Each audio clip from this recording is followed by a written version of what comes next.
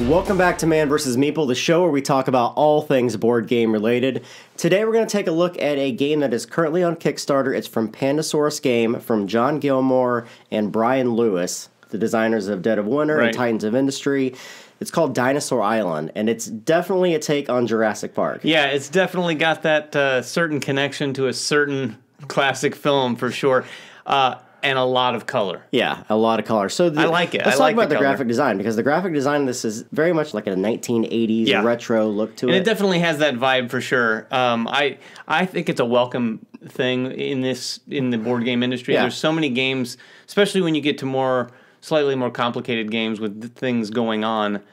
It seems the drabber they get, or the more drab they get. This one is not. This one has color. And we'll mention right from the start and throughout this video that we got a prototype version of this. Now, this is, when we see prototypes, we see some very high-end prototypes, and then we see some very poor prototypes. This is somewhere in the middle, because not only is there a lot of writing on a lot of these cards that aren't even finished with the artwork, but even the rules that we played with a version 1 of the rules, and we're not even sure we played the game 100% correctly, because there's some differences definitely between version 1 and version 3, which are supposedly out, which we still haven't quite seen yet. And that I think is just a sign of how things go when you're developing a game. I mean, these guys are obviously making changes and continually tweaking this thing to make it as good as they can. Right.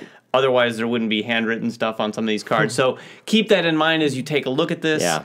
There are cards here literally with handwriting on them, and some of the components are a little better than other parts of the components. So the finished version is going to be quite something. And you can look on their Kickstarter page, too, because they have a really good representation about all the cards, the specialists, the dinosaurs. All the dinosaurs in ours are generic looking with the T-Rex, but they're going to be changed depending on the dinosaur you have. And plus, there's a very drabness to the art, to the color palette in ours. It's going to be much brighter and more vivid than what we have. Normal paper, so keep all that in mind. All right, so it is a pseudo worker placement game, although there's really two types of workers in the game. You have scientists, which will create and combine DNA. They'll go out there, they'll find DNA, they'll bring it back to your lab. And then you have employees or workers that will work your lab to be able to do certain things within your park. So in the game, each player will have two different things in front of them, 2 player boards. One will be their park. Their park is divided up by squares, which you'll be able to put dinosaur cages, and you'll be able to put like rides and amusement things. Yeah, you're basically filling up the park to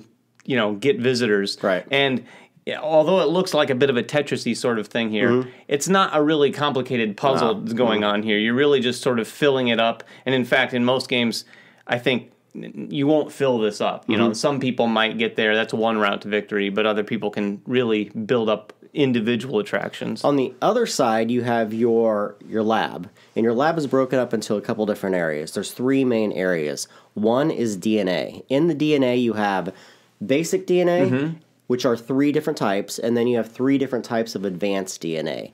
All this DNA has a cap on it for how much you can create, and those caps can be adjusted by doing certain things within the game. And then you have tracks on where your DNA falls in those ranges, from 0 all the way up to 10, which is the maximum that you can have. In the middle portion of that board, you have a worker placement area, which you'll be able to take your workers or your employees to be able to do certain things in the park. You'll be able to combine DNA. You'll be able to go out and grab more money. There's even places you can add on to those areas through the course of the game and build new things that your workers can do. And on the far right side of your board, you have a threat level, which is generated by two different things: the dinosaurs in your park and how many you have, and then from any dice that are left over from the end of a round. And on the right-hand side of that, you have a security level. You'll be adjusting your security, adding more security in order to contain that threat level. Exactly. You want to keep the threat level and the security level sort of hand in hand. Otherwise, you got dinosaurs eating visitors, which is not a good thing. Right. Let's talk actually about this board, too. Yeah. You got some other boards out here. You have a board for all of your dice, the places where you can buy dinosaurs and their cages. You have a victory point track, which has your turn order, your excitement level. All your attractions will build excitement and bring in more visitors. A victory point track, and then you have a market board over here, which you'll be able to buy new things for your lab and your park. So, 5 phases in the game. Yes. And we're not even sure these phases are named right because we ran into some issues where you have a worker phase, but it's called an action phase on some of the cards. So we'll call them phase 1 through 5. Right. So the very first phase is the research phase. And what's cool about the game, too, is that each of these boards has a phase on the top. So you can see where they're going to take place. You have phase 1, phase 2, phase 3, phase 4. Right. So they go in that kind of order throughout the game. Phase 1, each of the players will be able to place their scientists. There's 3 scientists per player. Yeah, varying levels. So there's a 1, a 2, and a 3. And depending on where you place these, those numbers will come into play. Right. And we love worker placement. We really like this sort of evolution where you have varied workers. So in this case, you're going out here on the phase 1 board, and there's just a few places you can go. Right. Sort of the main meat and potatoes of this board are the dice. Yeah. So at the beginning of the round, someone's going to roll, I think first player is going to roll all those dice. And these dice... Big chunky dice. Are chunky dice. I'm guessing these are somewhat representative of the dice that are going to be in the end game, but these are some of the heaviest, chunkiest dice we've ever seen. They're big. So you roll these dice, and then there's a bit, it's not really dice drafting because you're using workers to go there, but if you go into the dice area, you're able to take a die, and depending on what worker you used, there's a sort of multiplication factor. So if, say I use a 3 to pick up a die that has 2 blue DNA, I get 6 DNA. Of course, maxed out at my cap. Yeah, and you'll notice on these dice here, there's 2 special ones. There's a worker and then there's a pen. You have to use your 3-level scientists in order to do that. This gets you an extra worker. This allows you to upgrade one of your pens. All the other ones will allow you to collect any kind of DNA, either basic DNA or some very rare cases, the advanced DNA. Yeah, mostly basic DNA. There are some wild DNA, so there may be some basic symbols, but it has all of them, so you can increase whichever ones you want. But mostly that's where you're going to be grabbing your DNA in the game. You can also use your scientists in either a 1, 2, or 3 level to grab one of the 3 available dinosaurs. Dinosaurs. For that round, you have to use a specific number. They come in herbivores and then small carnivores and large carnivores.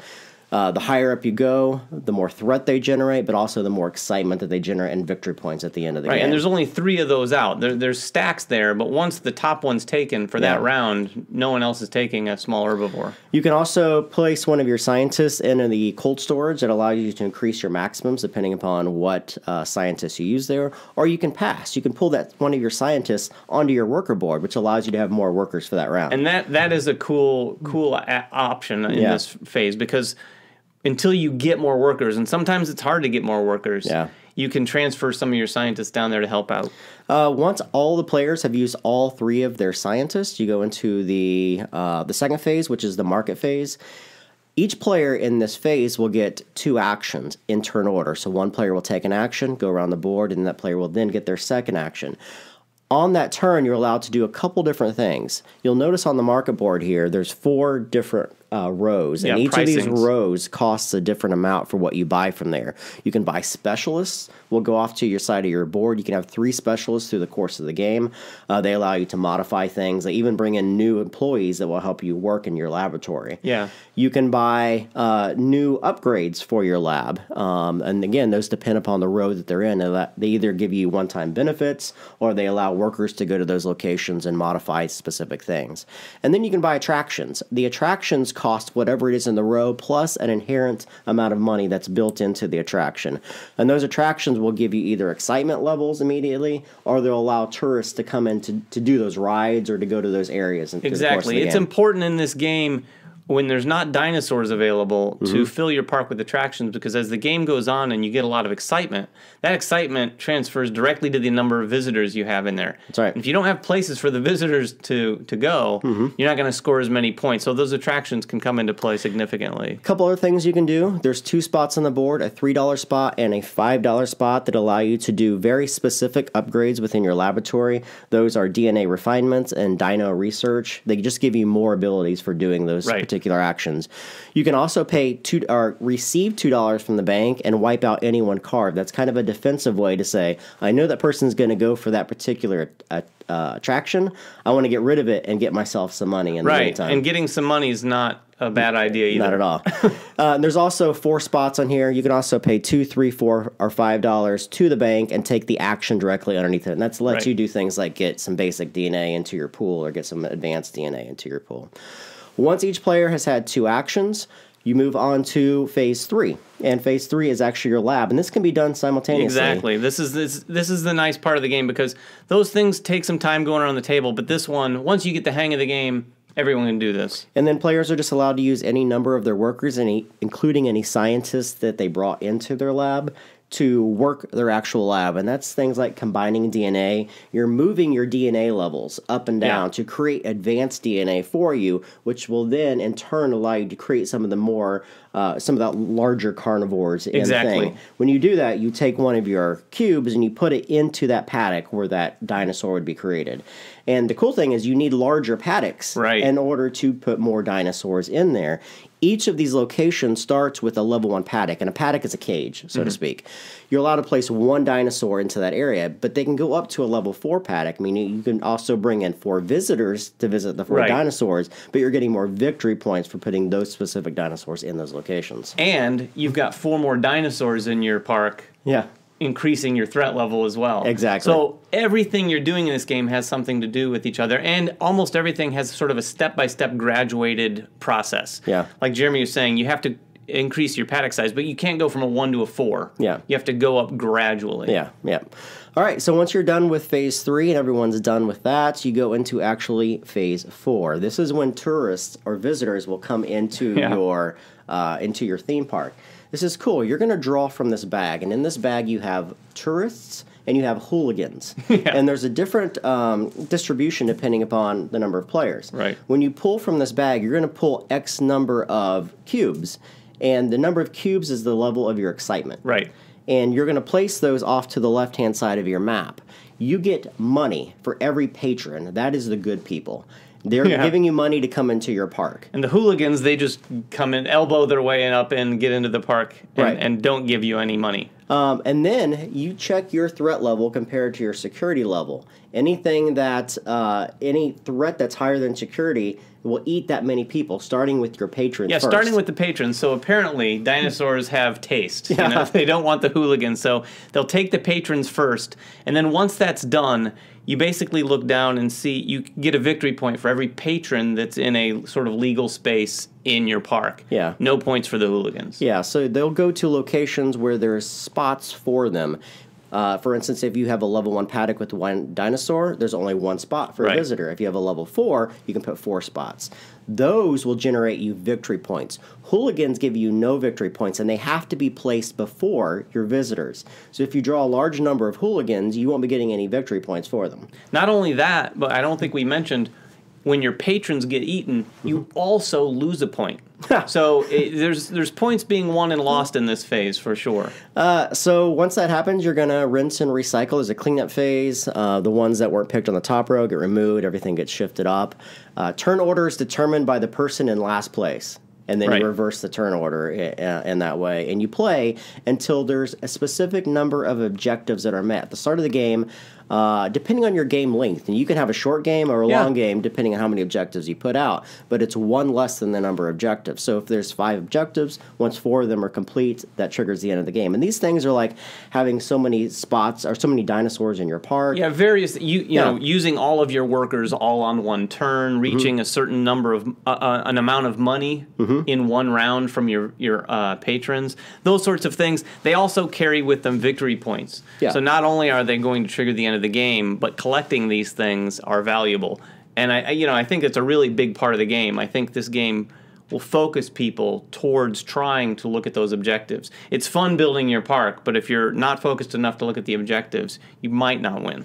There also is some other variability in the game. There's plot twists. Yeah. And at the start of the game, 2 plot twists out of a stack of, I think, of 9 different possible ones will come out. These kind of modify the rules. They may give players an extra DNA at the start of each of one of their action phases. Or another worker. Or another worker to start off the game. And that's basically it. You play until those objectives are done. You tally up your points. Points are determined by not only the points that you've earned from visitors through the game, but you get 1 point for every $5 you have left over. And then you're going to do kind of a multiplication within your park, depending upon the number of dinosaurs you have and how many victory points those particular dinosaurs will give to you. Right.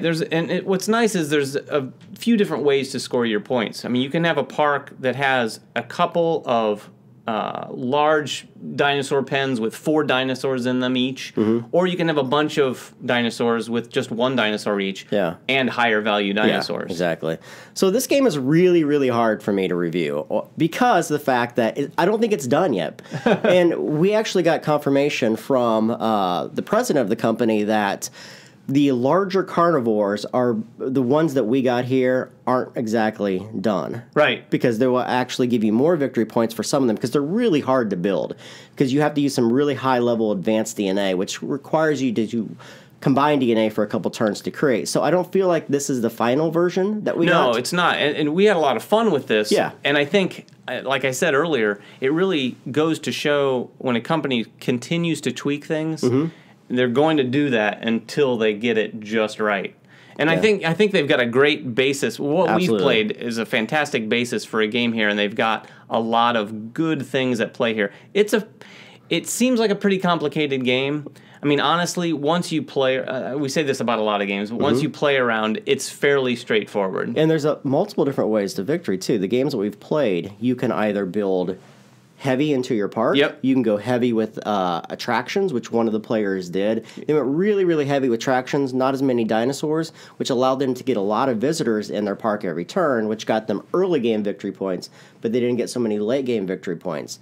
The strategy I used was try to complete as many objectives as I could before every other player. You got a ton of objectives. Plus, you went with sort of the heavier dinosaurs. The heavy dinosaurs, yeah.